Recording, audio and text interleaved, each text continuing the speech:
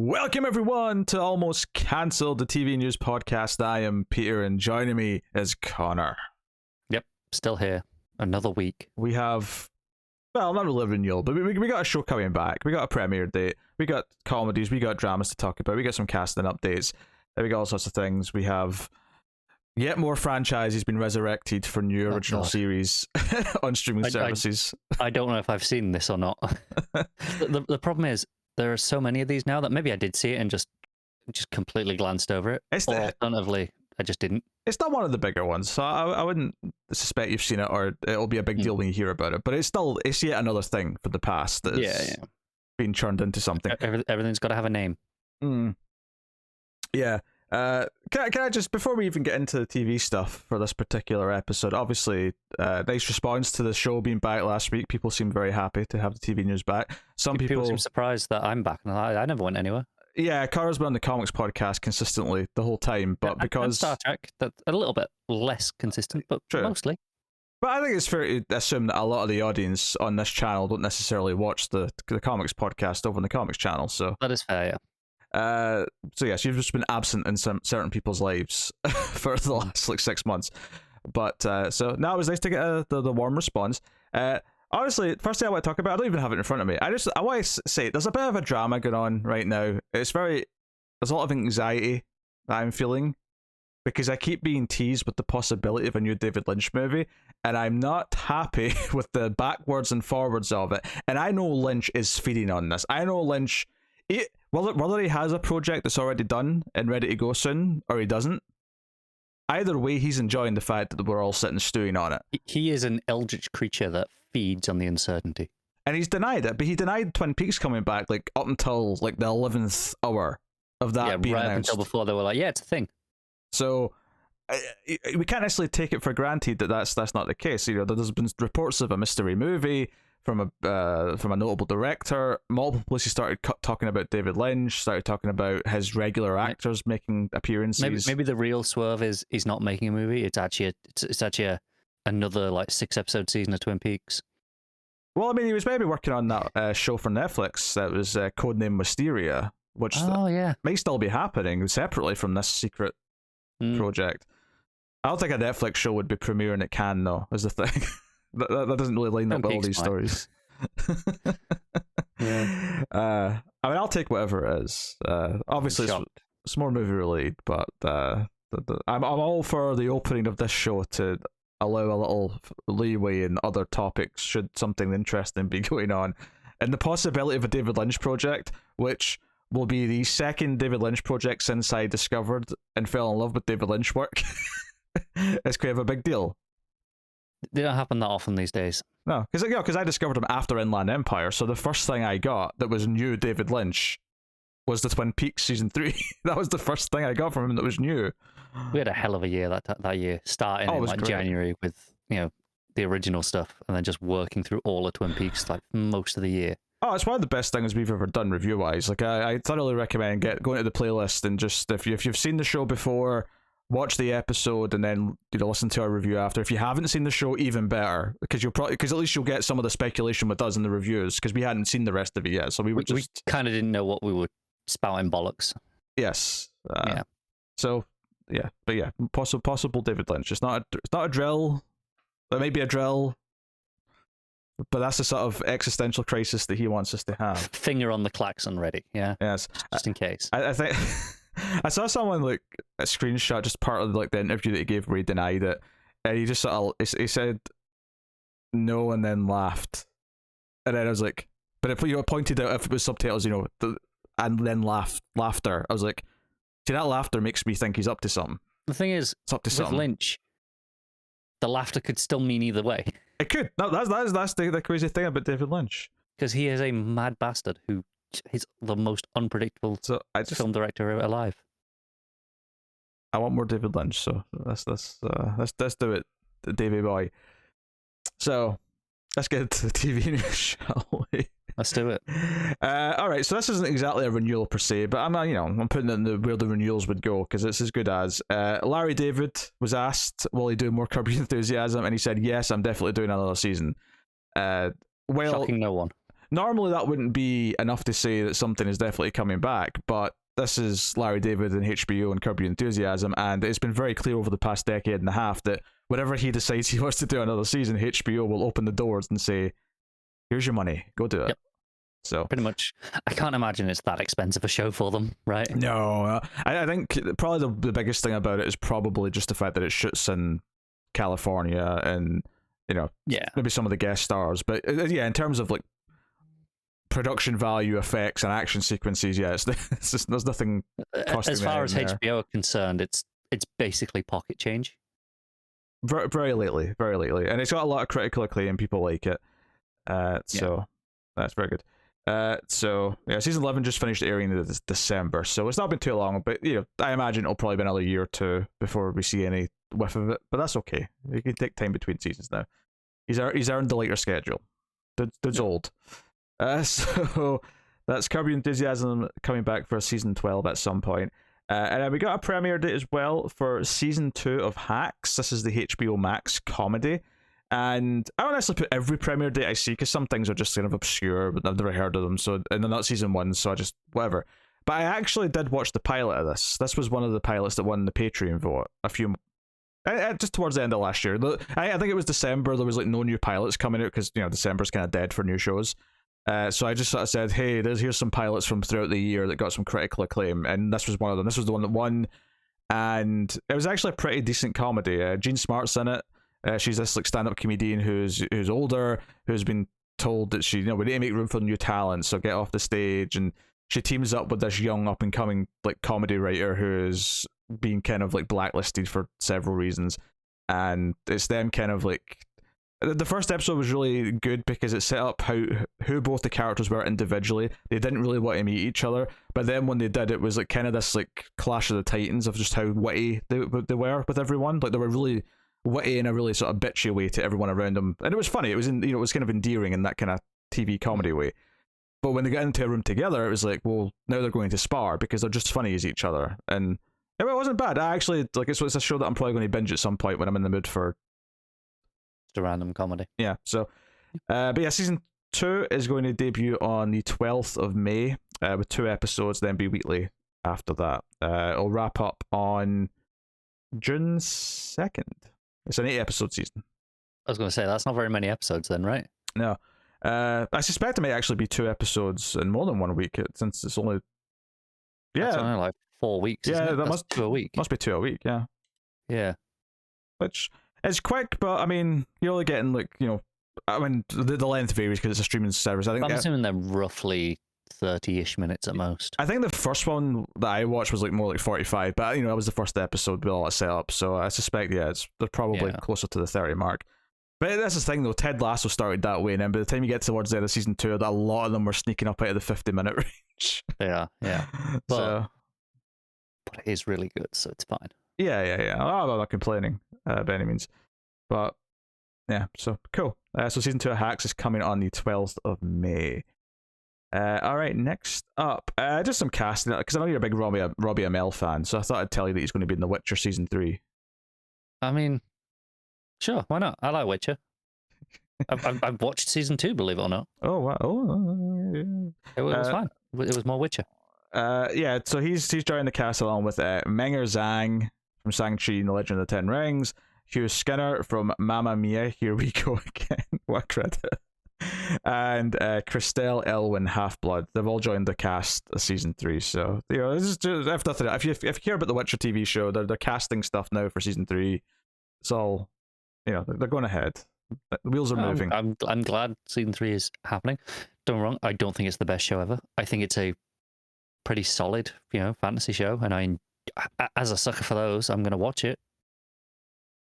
I agree, you're a sucker, yes. Yeah, I know you would.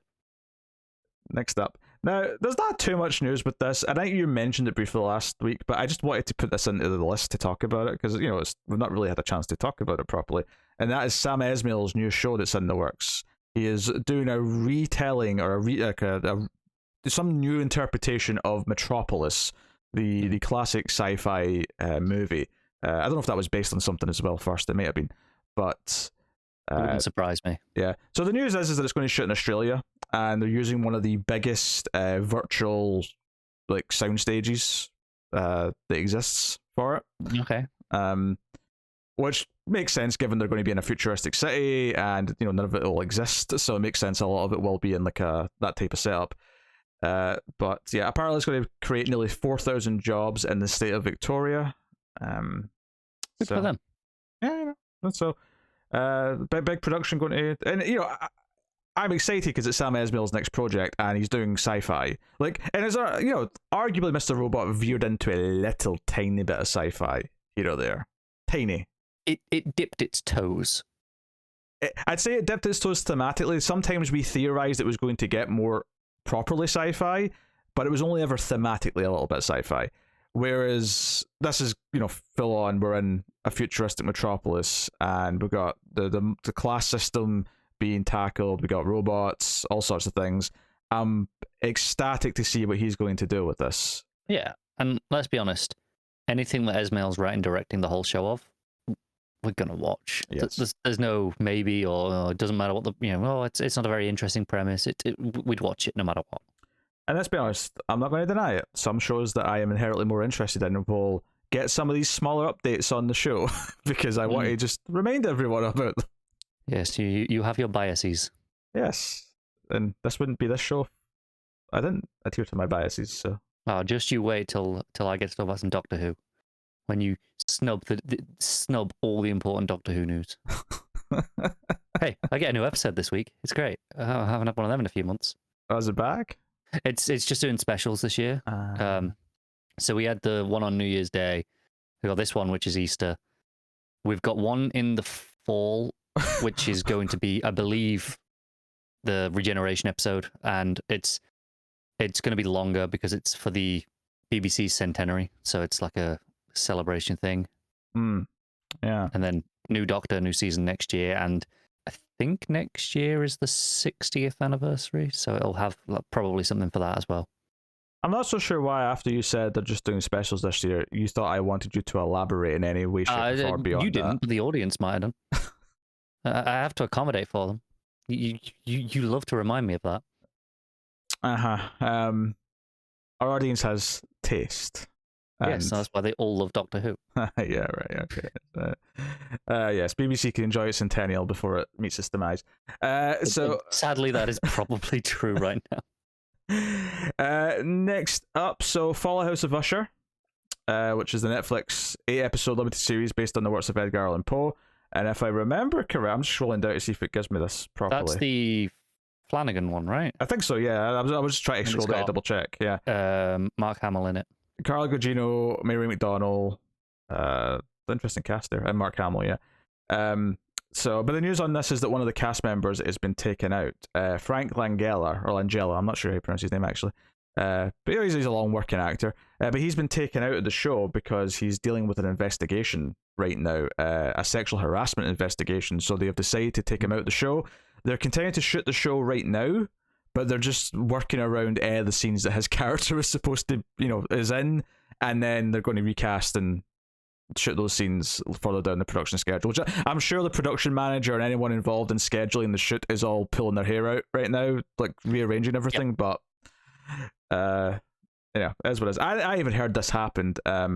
It just says here in this article, where are we here? Social investigation. Where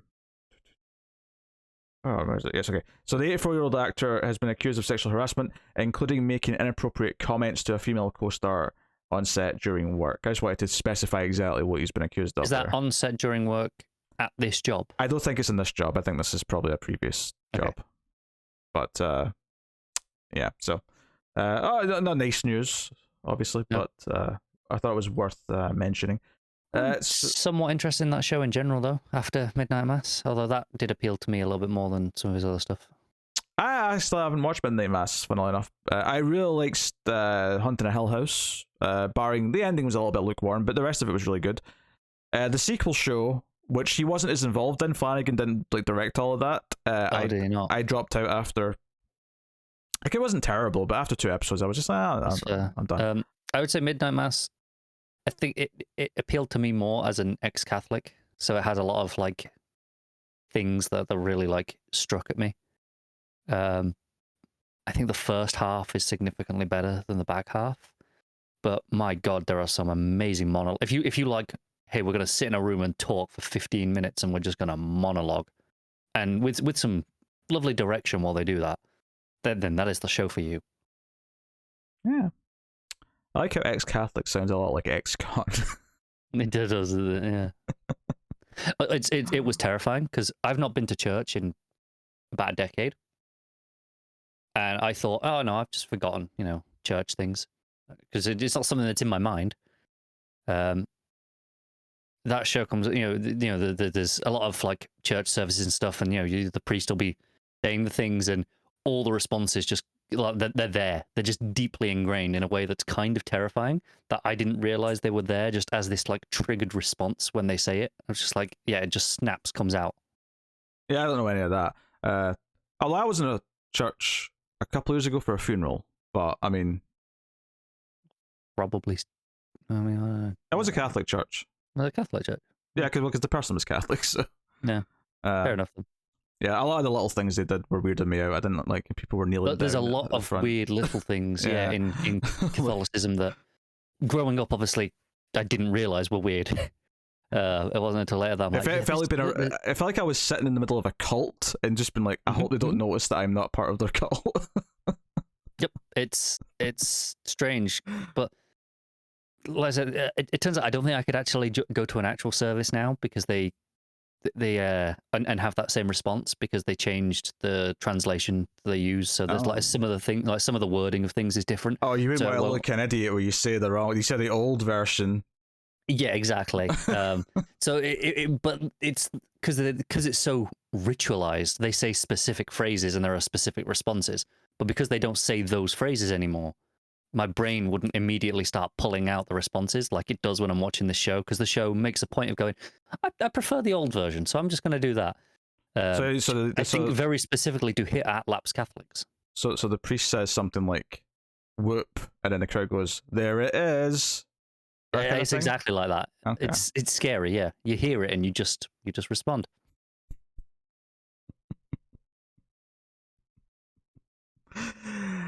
It's got a funny skit in my head now. Just of a priest in his congregation doing his crappy 90s rock music. Well, not rock, that was more of a rap song, but you know what I mean. So yeah, we got a couple of trailers this week.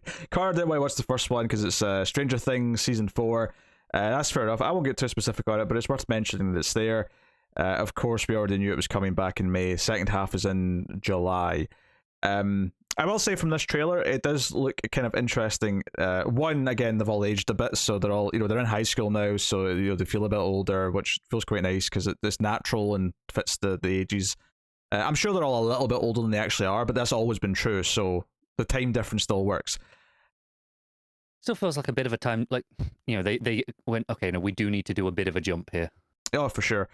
It does sound like, because the trailer and the poster had this as well, so, every end has a beginning, and we know that season 5 is the last season. Season 4 is not the last season, but it does certainly feel like everything that's happening this season is, and if we got this from the end of season 3, the little bit at the end of season 3 kind of hinted that the upside down and the things in it, or the main thing in it, is kind of pissed that this girl and this group of people keep messing with what it's doing. I do wonder if it'll maybe have a little bit of an inherent flaw in this season as its season on its own right, in that it might feel less standalone. It might feel like, no, this is kind of almost part one of a two part one. Yeah.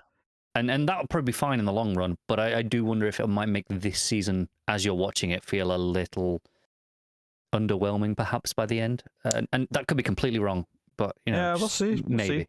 The seasons have all had kind of like a type of movie or piece of pop culture that they've tried to sort of build the market around. So season 3 was the mall season, so there's a lot of mall stuff.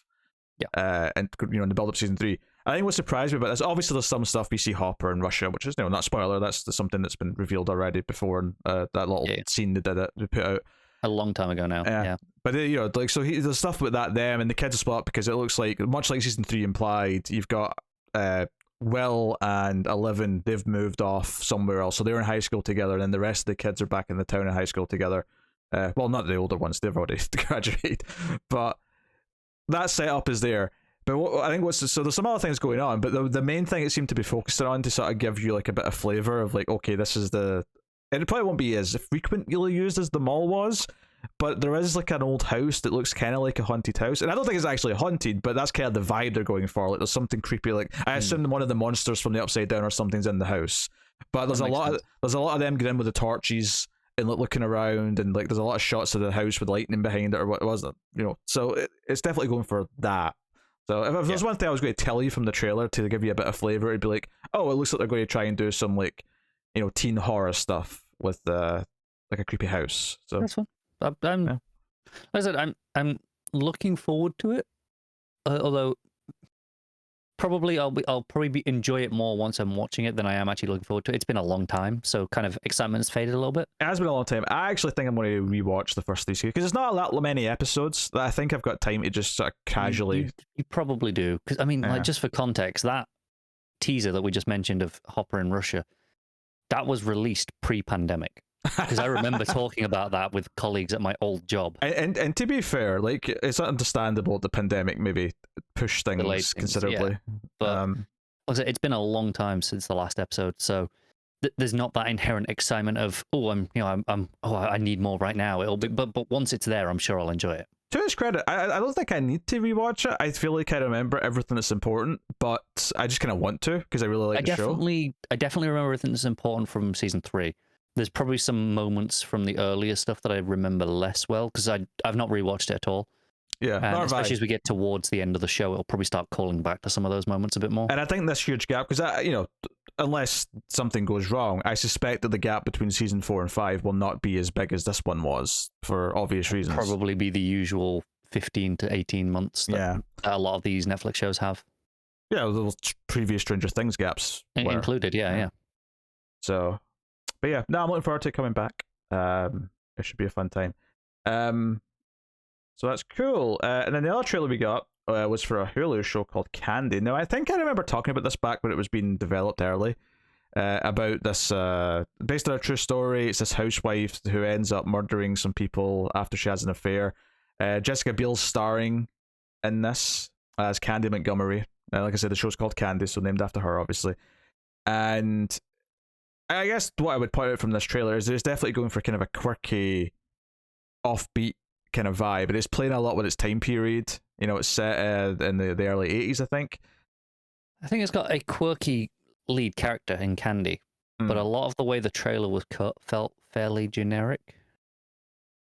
Yeah, but she's in like almost every scene in the trailer, so I got like a quirky vibe with the way she interacted with everyone. And then I would say, I mean, there is definitely some other things in there. Like they have like the almost iconic Texas Chainsaw Massacre, like the photo flash sound. Oh yeah. At one point, which you associate with crime scenes. It doesn't show you too much of the actual murdery stuff. It just there's some quick flashes, like some blood, a flash of an axe or whatever. It doesn't really show too much of it. So they're kind of keeping that close to the vest a little bit. But probably the end of the first episode, isn't it? Yeah, maybe it depends how much of it's about her covering up. Although that said, they're doing this because the end of the trailer it said it's a 5-night event, so I think they're just doing 5 episodes over 5 nights. Is it just 5 episodes? Okay, because I didn't know if they were doing 2 a night. Oh, maybe it is 2 a night. I have absolutely no reason to think that, but I just know 10 episodes is a pretty common number for these shows, which is why I thought maybe. Yeah, I think it's just it's May 9th and it airs nightly through the 13th. So. Yeah, sounds about right. So, which is good. I mean, I'd prefer weekly typically for just about everything, but I kind of get what they're going for, I suppose. There's been a few examples of these sort of weekly events, and they can be good. And to its credit, I do believe this is all set in a week and then show, so it does kind of like fit like what they're doing. That makes sense. It wouldn't surprise me if it's over 5 days and each episode is literally 1 day of the event. That's very possible, yeah. So it depends how early in the week she murdered someone. End of Monday. But there you go. But it looks alright for what it is, I would say. It didn't blow me away. I wasn't like thinking, oh, this looks like the next best thing, but Yeah, like I said, I think some of the direction looked a bit generic, but that might be just the way it's cut in the trailer. yeah. So, couple of comedies to talk about. So, Mira Simhan from The Flash, although I don't recognize her from the photo, so maybe How are we spelling this? Mera and then Simhan. S-A... Say that again, sorry. Simhan. Simon, right? Who did she play in Flash? I mean, maybe a recent character that we didn't see because we start watching. Might well be. I'm just IMDb should have us covered, right? What you would think? She played Rachel Rosso in 2 episodes in 2019. Is that after we stopped? I Hmm, don't actually know. don't know. Well, clearly she wasn't that memorable. The character wasn't that memorable, clearly. No. Oh, it was during the stuff where they were fighting Bloodwork. So Okay. I remember Bloodwork. I barely remember Bloodwork, if I'm honest. If Bloodwork's the character, I think Bloodwork was the guy who was from Heroes. The last notable thing I remember from The Flash is Chris Klein chewing the scenery in Every Meta Must Dying. That's what I remember. I think this was the season after that where we stopped having fun shouting that at each other. So yeah, that's all we did for weeks. Anyway, she's been cast opposite Rima Sampat and Chris Sullivan in The Son-in-Law. It's an ABC single camera comedy. Son-in-Law, written and executive produced by Ajay Sagal, and executive produced by Jake Kasdan and Melvin Marr. Assault of the Earth Man, played by Sullivan, finds himself seeking the approval of his new fiancée Ash's sophisticated parents, even as he is a difficult to impress father-in-law to his daughter's longtime boyfriend. So they're doing like a generational thing where he's trying to impress his new father-in-law, but he's also been a dick to his daughter's boyfriend. So there's like some harsh lessons to learn about what he's doing to this young man, presumably. Probably. It's all cyclical. It's like poetry, it rhymes. Yeah. Damn right it does. Don't be proud of that shitty George Lucas quote. I say it to mock him and to mock the prequels and to mock Star Wars. Ah, well, we're taking it back. I'm going to let you. We're reclaiming it. It's ours now. You can't use it against us anymore. And also, did you know they're doing a TED show? Peacock's doing a TED? As in Seth MacFarlane's. Aye. And I had no idea of this, but... Yeah. Apparently, I mean, I assume it's a prequel, unless the movie was set in the past, but I don't think it was. I never saw it. No, it was definitely... I saw the first one. It was definitely contemporary. Yeah, it's set in the early 90s here. So you have assembled the main cast for Ted, Seth MacFarlane's live-action comedy series based on his popular film. Jerry McFarlane is reprising the voice, obviously, of Ted the bear himself. Makes sense, yeah. We're going to have Georgia Wiggum, Max Burkholder, and Scott Grimes. He's going to co-showrun McFarlane and executive produce all episodes. He's joined by some people who worked on Modern Family. Yeah, so it reunites McFarlane and Burkholder. So yeah, and Ted the series, it's 1993, and Ted's moment of fame has passed, leaving him living with his best friend, 16-year-old John Bennett. I assume that's the young version of... I'm assuming that was... I want to say it was Mark Wahlberg. Wahlberg, yeah. Yeah, I'm assuming it's young Marky Mark. Yes, but he lives in a working-class Boston home with his parents and cousin. Ted might not be the best influence on John, but when it comes right down to it, Ted is willing to go out on a limb and help his friend and his family. Yeah, I mean... McFarlane's at home on TV, isn't he? So I'm not surprised by this news. I will be staying far away from it. Thank you very much. I didn't hate the first movie, but obviously I didn't like it enough to come back for a second one.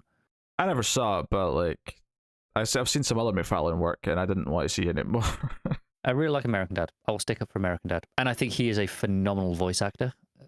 Sure. He has a passion for crooning for some reason. I mean, I liked the first few seasons of Family Guy well enough when I watched them, but anything else I've seen from him, I've not liked. A Million Ways to Die in the West, like I left just miserable. No, I'll give you that one. That is not a good movie. Yeah, like how is it that unfunny for the entire duration? How is it possible that not even one slipped through the cracks and was funny?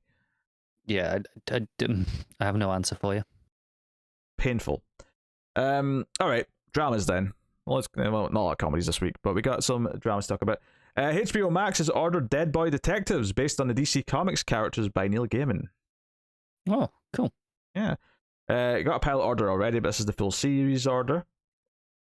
It's coming from the flight attendants Steve Yockey, Doom Patrol's Jeremy Carver, Berlanti Productions, of course, and Warner Brothers Television. Yeah. Is it Warner Brothers Discovery Television now? Have they renamed that particular? Depends. Did this article come out a few days before that? When's this date? 14th. Oh, that's today. No. So at least as of yet, they've not renamed that particular division. Okay. Yeah. All right. Interesting. So the 8-part series is a ghost story that explores loss, grief, and death through the lens of Edwin Payne and Charles Rowland, two dead British teenagers, and their very alive friend Crystal Palace.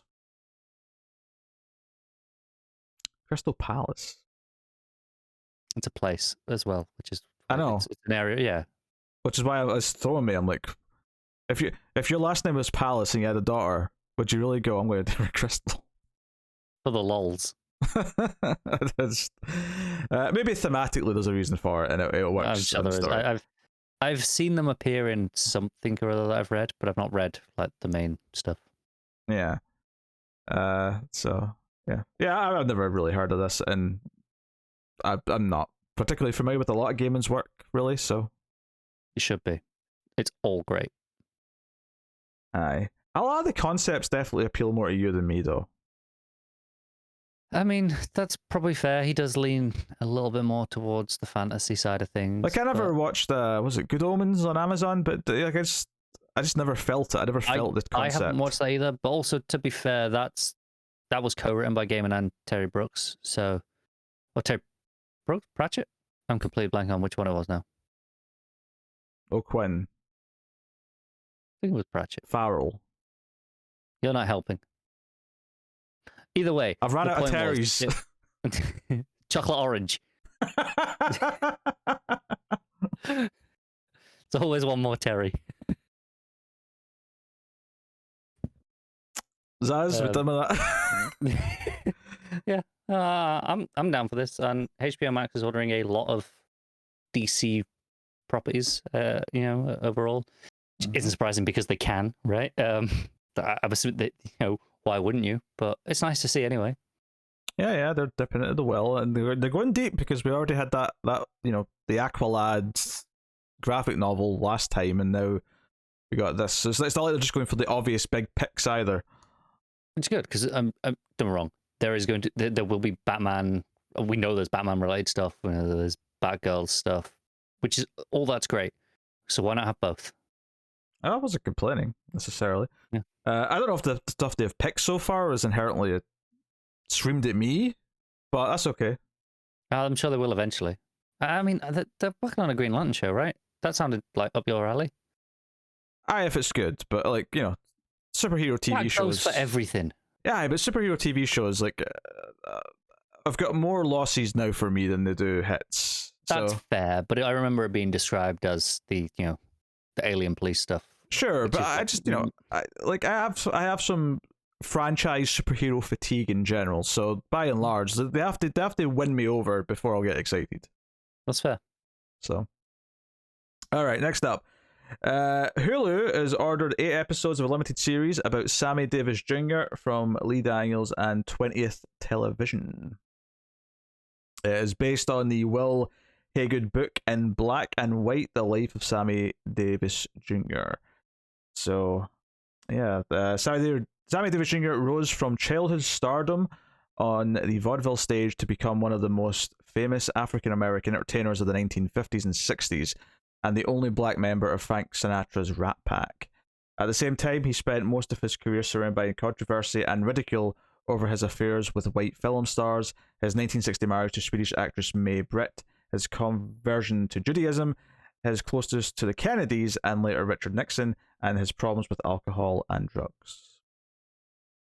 I can see why it's easily adaptable, like as a life story into a TV show, right? Mm-hmm. There's a lot of easy narrative points to play with there. Yeah, I'm not a big biopic person, typically. I find for me, if they hit, they can really hit, but overall, I'm mostly just, it was fine. Yeah, I feel like something that's probably going to have a very slick look to it is probably going to be something they really pimp out as a prestige piece of content. Yeah, be a little award season contender. Yeah, but I'm probably some acting nominations. But I'm probably going to see the trailer and just sort of go, yeah, it looks fine. But yeah, I agree. Not be in love with it. That is my estimation. I mean, maybe if I was like a fan of this era of music and like knew him beyond just hearing the name in passing, maybe I'd care more. But I don't. So yeah, there you go. Next up, Paramount Plus has given a formal series green light to The Turkish Detective, an adaptation of Barbara Nadel's CWA Silver Dagger award-winning novels featuring detective inspectors Seaton Aikman and Mehmet Süleyman. This is a 24-book series. Oh boy. Yeah, so Haluk Belgner and Ethan Kai and Yasmin K. Allen have been tapped to star in the series, set in modern-day Istanbul and produced by Miramax and leading Turkish production company Yapim. And apologies for mispronouncing anything here, but I'm doing my best. So, written and executive produced by Ben Schiffer from Skins and directed by Niels Arden Oplev from The Girl with the Dragon Tattoo. I'm going to assume that's the original Girl with the Dragon Tattoo because the name sounds quite Swedish. I don't recognize the name enough, so I don't know which one for sure, but the 8-episode first season is based on the 24 novel series. Wait, all of it? That's a lot. I think they're just I know being generic. And the series depicts the lead characters Inspector Seaton Aikman and his partner Mehmet Süleyman and Detective Aya Farsakoglu.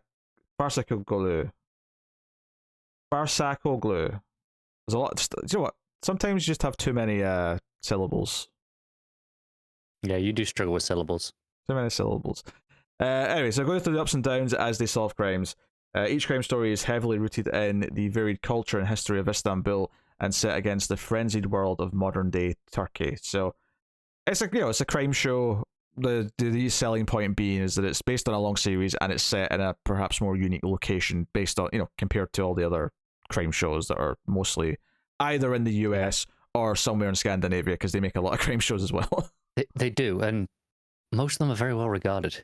Yeah, they got a lot of credit. The people seem to like it. Something about the snowy setting just makes for a good. There's a serial killer on the list. It just looks good and bleak, and it just works. It does. So, yeah, not much to add on this, but no, I mean, sounds interesting enough though. In terms of if you like crime shows, right? I don't think it's gonna. If you don't, I don't think it's gonna break the mold enough to win you over. Oh, the main character's gimmick is that he likes Turkish delights. I have had Turkish delight. It's fine. I have no interest in Turkish delight. I think it's disgusting. But what about Turkish delight? Well, I never had Turkish delight. Well, there you go then. It's not. It's pretty different, to be fair.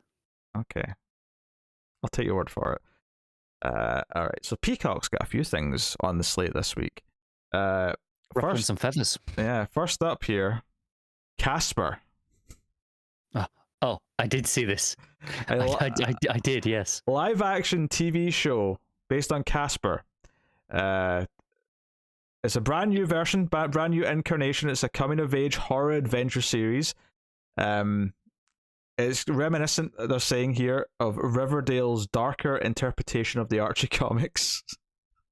So, I mean, does that mean it's going to be gold? Does this mean it's going to be batshit insane, or does it just mean it's going for? Honestly, I would love a batshit insane Casper show. That'd be amazing. Yeah, set in high school, Casper is written, executive produced by the Ghost Bride head writer Kai Yu Wu. In it, when a new family arrives in the small town of Eternal Falls, Casper finds himself entangled in a mystery, uncovering dark secrets that have been buried for over 100 years.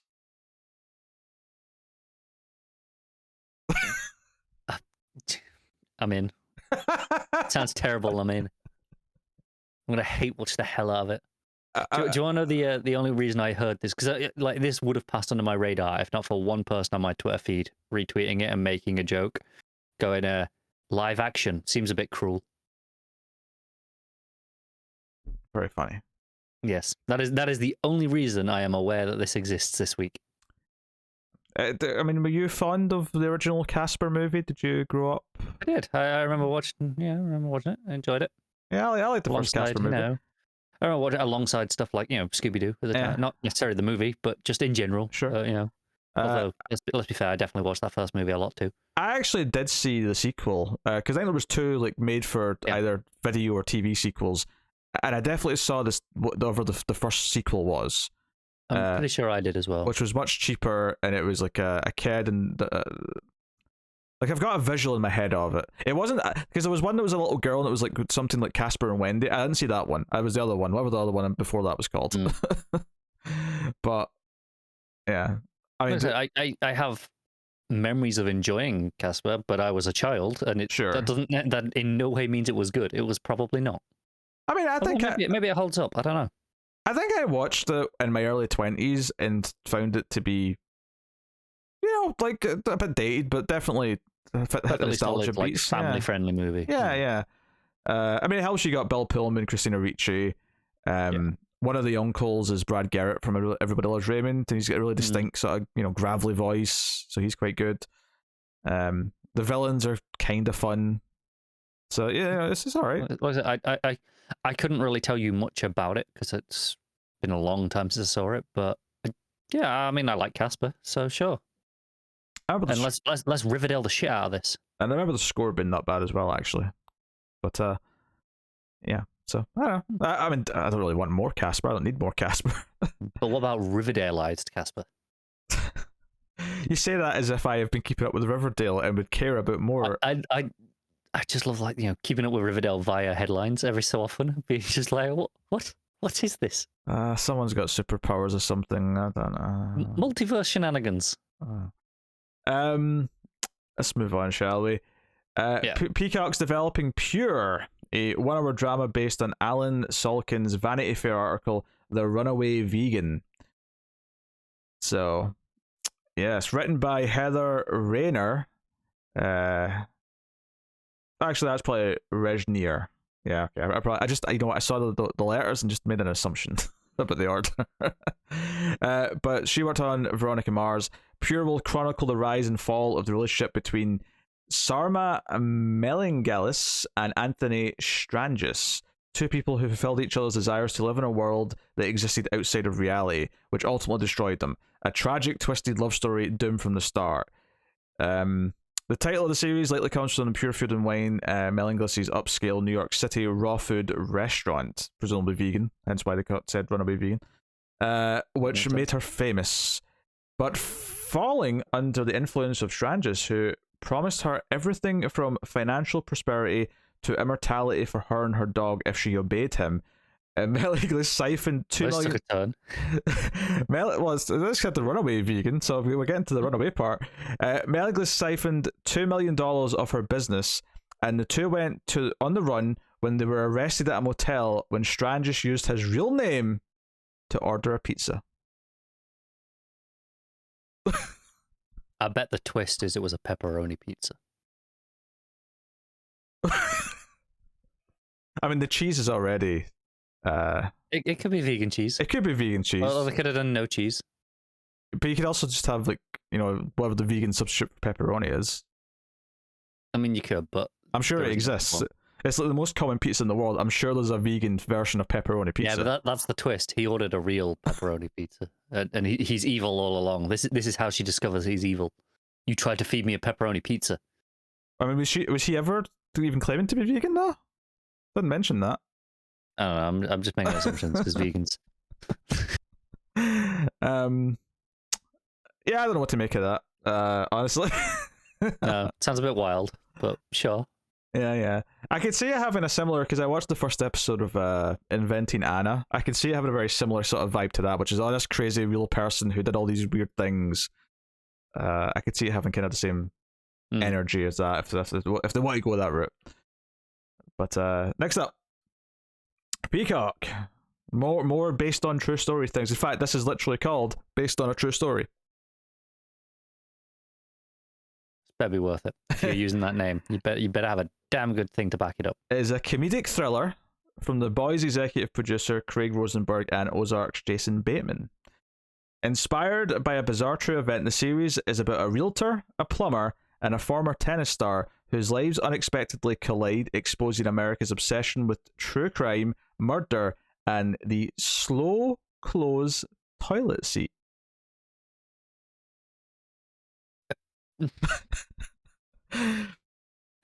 I'm stumped.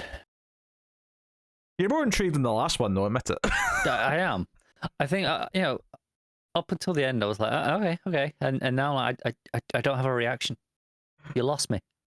There's a mild hook in that a realtor and a plumber, I can see how those two go together, because a realtor would be might have to call a plumber because he's dealing with his properties, right? There's a reason there's a link. But then you say former tennis star. I mean, maybe he's buying a house. They're selling the house. Or selling the house, yeah. They're former, so, they bought the house in the glory days when they were doing good. Okay. And now that the money's all dried, I was like, I need to downsize. Okay. I don't need the 3 tennis courts in the back anymore. Yeah. But, one tennis court will do that. Yeah. But, slow close toilet seat. No, I realise that we've already established the plumber, but how does the plumber and the slow close toilet seat play into the obsession with true crime and murder? Well, that's the hook. I mean, honestly, the fact that it says comedic thriller is the most interesting thing. If this was just like a straight, we're going to do some like true crime stories, you would be like, oh, it'll be a bit quirky, but whatever, right? Yeah, but comedic thriller is like, okay, maybe it'll have like a tone, it'll have like some humor to it. Yeah. Okay. Next up, Dominic Fishback, who was in The Deuce, but more recently Apple's Last Days of Ptolemy Gray, alongside Samuel L. Jackson. She's been cast in Amazon's Donald Glover and Janine Neighbors series, untitled right now, but it used to be called Hive, but apparently they decided to stop calling it that. So it comes from the Atlantic creator and the Watchmen writer. So I don't necessarily think Donald Glover's going to be in it based on that. But Fishback has been cast as the lead of the show. It reportedly revolves around a Beyonce-like figure and has garnered headlines purely because one of the writers is Malia Obama. Okay. So she's a good actress, though. She is. What's it about? Beyond, like, you're telling me about a Beyonce-like figure, but doing what? Someone who's famous and a bit of a fashion icon, maybe. I don't know. Right, but there's going to be a plot to go with that. I'm sure there is, but they're not telling us yet. No, I know, but that's why I'm not interested yet. Fair enough. Yeah, I was hoping maybe there was something further down that they'd said before that maybe you didn't read because it wasn't the new part. No, but I guess not. That's it. That's the whole thing. Oh. Next up, Glamorous is the name of the show, starring Fuller House Miss Benny, who previously this was previously in the works at the CW, but it's actually now been handed a series order at Netflix. So this is something that changed its destination. It's Sabrina'd. Possibly, yes. Drama series comes from Star Trek Discovery and Quantico co-executive producer Jordan Nardino and Damon Wayans Jr. It tells the story of Marco Mejia, a gender non-conforming queer young man whose life seems to be stuck in place until he lands a job working for a legendary makeup mogul, Madeline Addison. It's Marco's first chance to figure out what he wants out of life, who he actually is, and what it really means for him to be queer. Yeah, doesn't sound like it's for me, but sure. Yeah, I wonder why CW did CW just turn it down, or did they realize that the subjects were going to be a bit, they wanted to go further with it than CW would let them. Maybe, but CW tends to be pretty open with that sort of stuff. I don't actually mean the subject of having a queer character. More just like maybe how, more adult with it wants to get. That's possible. Maybe they wanted to skew less teeny. Yeah. That's what I mean. Oh, I mean, yeah. CW's got tons of gay characters across its shows. I mean, as far as network TV goes, they're probably up there, right, as the most diverse. Probably, but having said that, it's not like we're sampling a lot of CBS and NBC shows to check. That's true, but I mean, we don't sample that much CW stuff these days either. No, but I mean, we've got a pretty good sampling for a good 5-year period there. That's true. Now, speaking of, actually, so this is an NBC pilot, but this actually comes with some other news with it, because of who's in this new show. So Jesse L. Martin is leaving The Flash, because he's going to be in this new NBC pilot. His contract, along with the other 3 remaining original cast members, being Grant Gustin, Payne Baker, and Candice Patton. All their contracts came up at the end of season 8. It got renewed for season 9. It's a shorter season 9, but they didn't say it was the last season, so there might still be more. But basically, clearly they didn't bring him back full time. He is going to be in some episodes of season 9.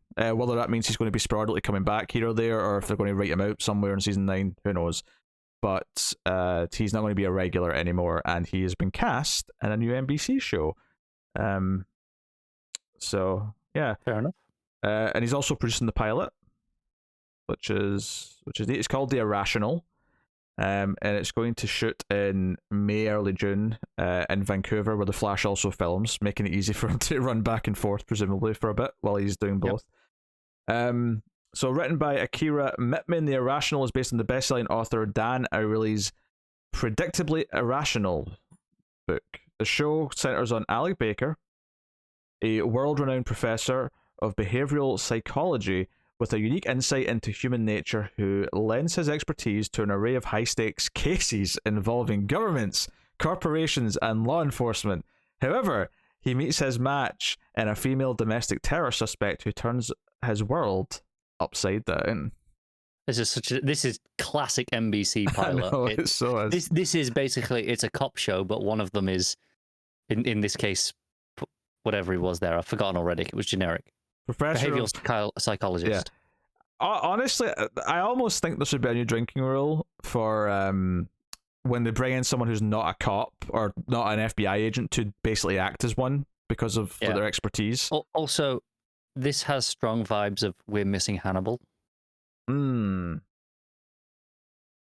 maybe I'm wrong. Maybe like tonally it won't play anything like that at all. But just on that, I can see them kind of trying to capture that same sort of audience with it. Yeah, I can see it.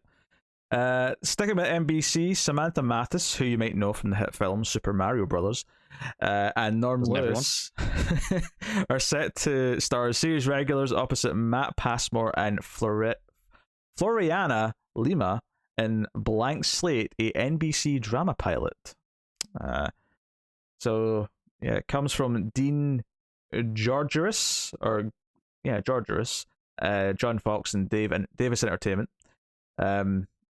The pilot's going to be directed by Richard Shepard. Blank Slate draws some parallels to Davis Entertainment's long-running NBC series The Blacklist, so they're just openly admitting here. Now, admittedly, this might not actually be their copy. This might be Deadline adding this before they put in the plotline copy, but could be here.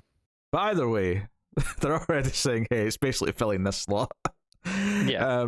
So in Blank Slate, Special Agent Alexander McCoy, it's a good name, is a legend in law enforcement.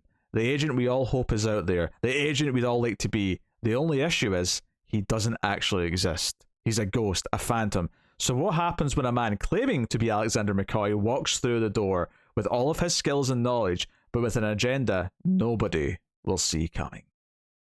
I despise all of this. Do you know what? I could just see the opening scene being this guy walking into the FBI headquarters or wherever it is, and like everyone freaking out, and then arresting him because they think he's dangerous. Coming in going, Bond, James Bond. Yeah, basically. Don't exist.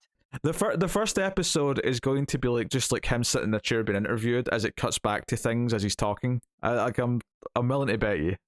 Well, I I can see bet you. That could be the whole season, to be honest. It could just be like one long, like him being interrogated, but it's cutting back to like whatever the ongoing plots he's telling are. So there you go. You could work. Have that. Not for me though.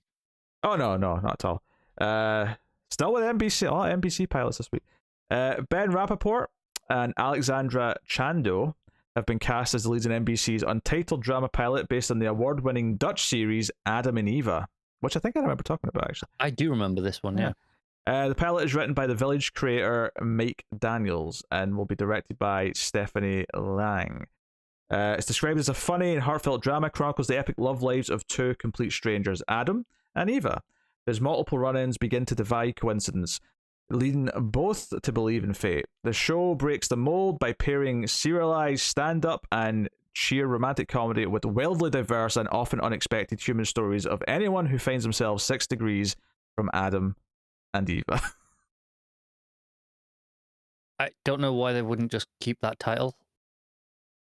Yeah, like it's pretty distinct. You know, the phrase Adam and Eve means a lot, so having something saying Adam and Eve is like, okay, it's like that, but just a little twist on it. So yeah, it tells you a lot already in terms of like, okay, and it's not like they're going to be worried about, you know, search engine screw ups, right? It's different enough, yeah.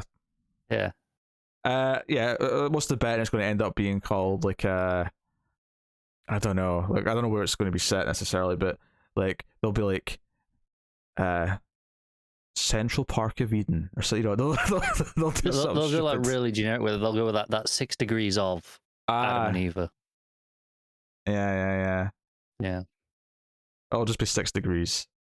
They'll just drop Adam and Eva completely. Yeah. They really don't want anyone to search it online. They're gonna do what they wanted to do with Y the Last Man and just call it Y. Oh yeah.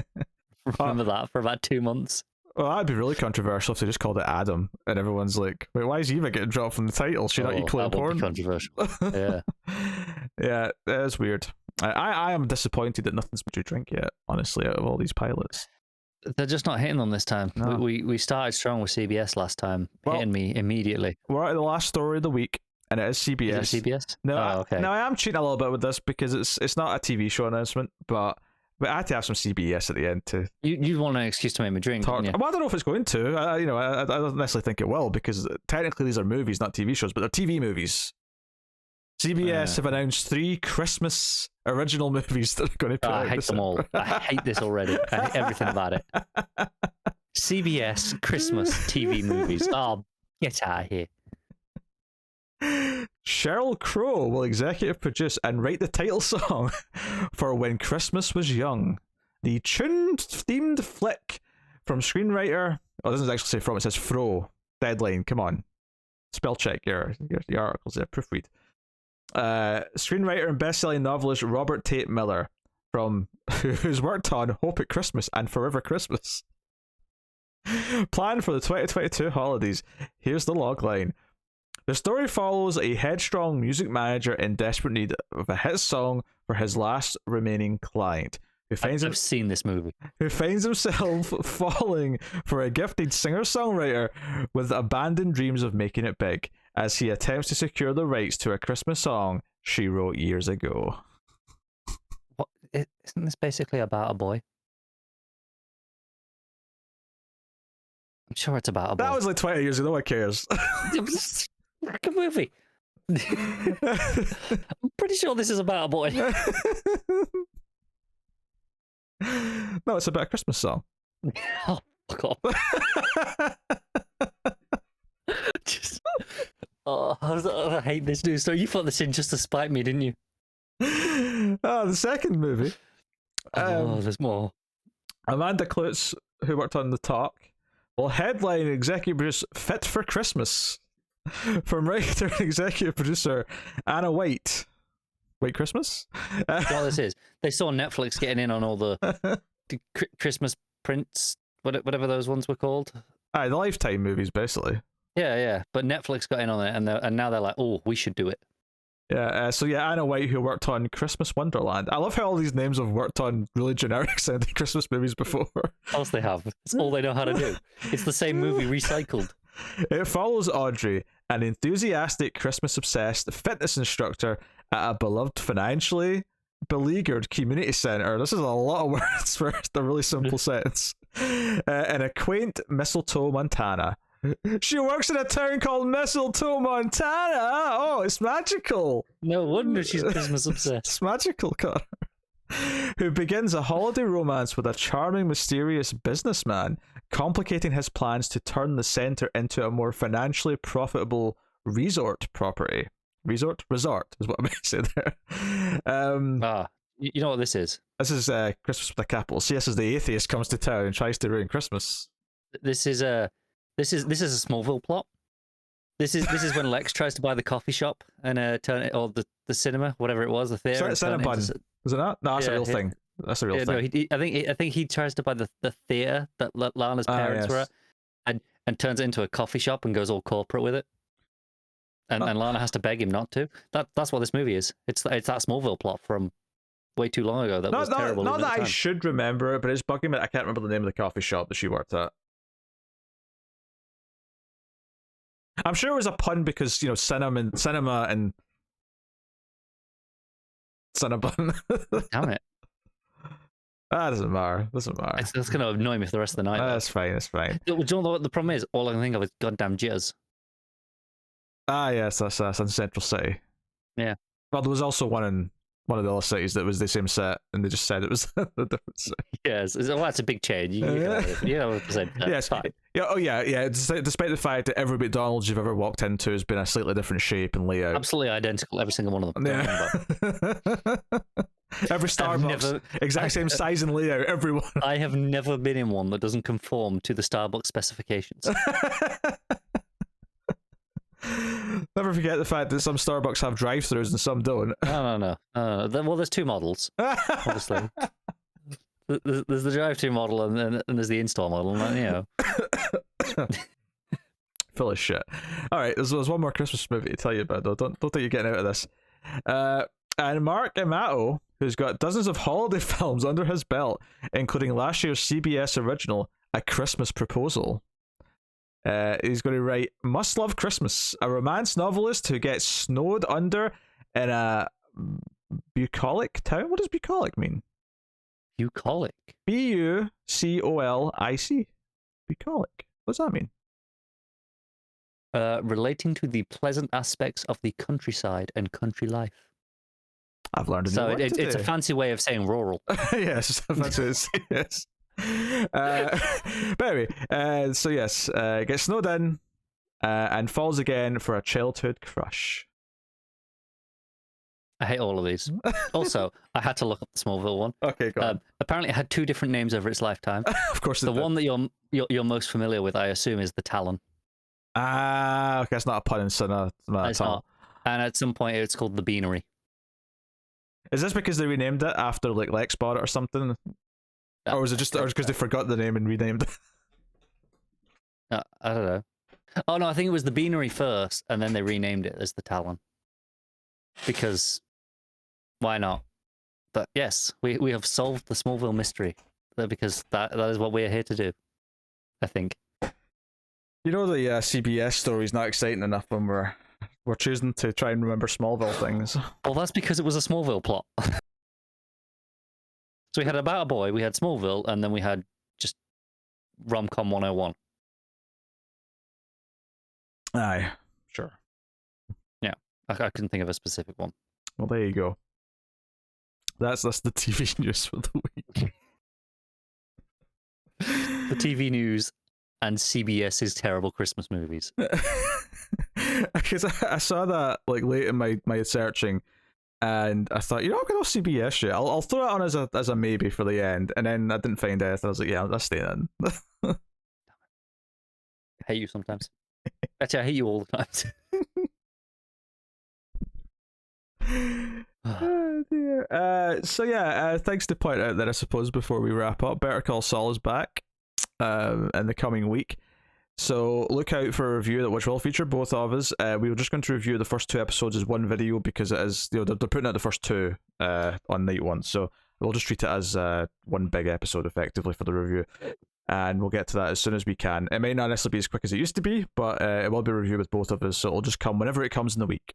There is a day in mind for this week, but it will change probably every week. Yes.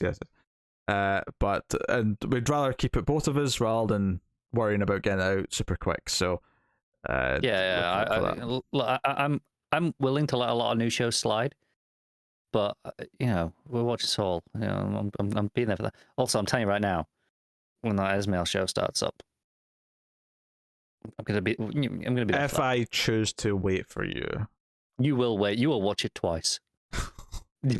Let's be real. Yeah. I don't have time for too much TV. Oh no. We can make time for this one. I can make time for Esmail. You're damn right I can. So yeah, that's coming this week. Obviously, as always, check out other things over Fuzz Movies. I'll pimp out the Interstellar episode of the Atomic Cinema Experiment. It's a sci-fi movie podcast that I do with Tara. I put a lot of editing time into streams in Ace now, so you get movie clips and stuff throughout them.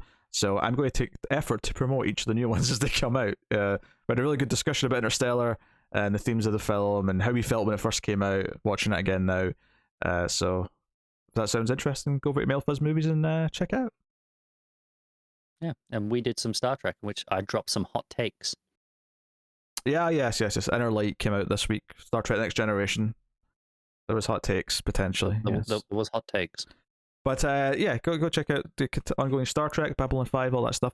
So thank you very much for joining us on the TV news this week. We'll see you again next week. So subscribe, ding the bell for notifications, all that stuff helps out a lot. And of course, head over to patreon.com/MailFuzzTV, where you can support us for as little as $1 per month and get some bonuses for your trouble. So please go and have a look and do that as well. So that is us. So thank you once again. We'll see you next time. Keep watching TV. Have you got any vanilla?